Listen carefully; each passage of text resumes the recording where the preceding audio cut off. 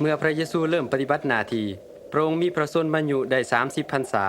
เมื่อพระองค์กลับมาจากแม่น้ำยอร์ดานีพระองค์ก็เต็มไปด้วยพระวิญญาณบริสุทธิ์และพระวิญญาณบริสุทธิ์ได้ทรงนำพระองค์ไปในป่าซึ่งเป็นสถานที่ที่พระองค์ได้ถูกทดลองเป็นเวลา40มื้อ40คืนพระองค์บ่ได้เสวยอาหารเลย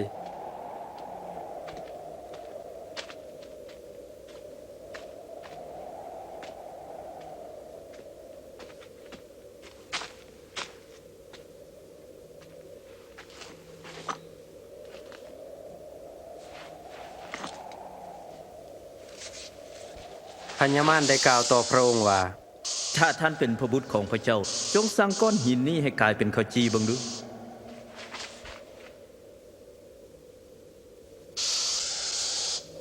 มีคำเขียนไว้ว่ามนุษย์จะบ่เลี้ยงชีวิตด้วยอาหารแต่สิ่งเดียวแต่ด้วยพระคำของพระเจ้า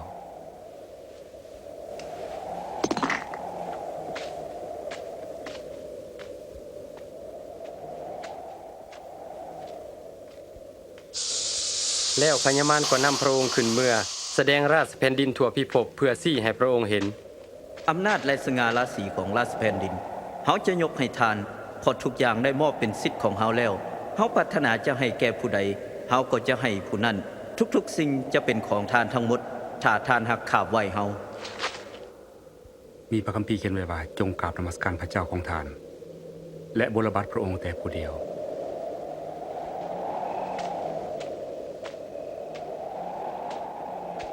แล้วพญามารก็นำพระองค์ไปยังกรุงเยรูซาเล็มให้พระองค์ประทับอยู่เทิงหลังคาพระวิหารถ้าท่านเป็นบุตรของพระเจ้าจงโดดลงไปจากที่นี่เถิดพระคัมภีร์ทรงกล่าวว่าพระเจ้าจะหับสั่งให้ทูตสวรรค์ทรงปกปักรักษาทานไว้และมือของเทวดาเหล่านั้นจะหับทานไว้บ่ให้ตีนของทานกระทบหินพระคัมภีร์ทรงกล่าวว่าอย่าทดลองพระองค์ผู้เป็นพระเจ้าของท่าน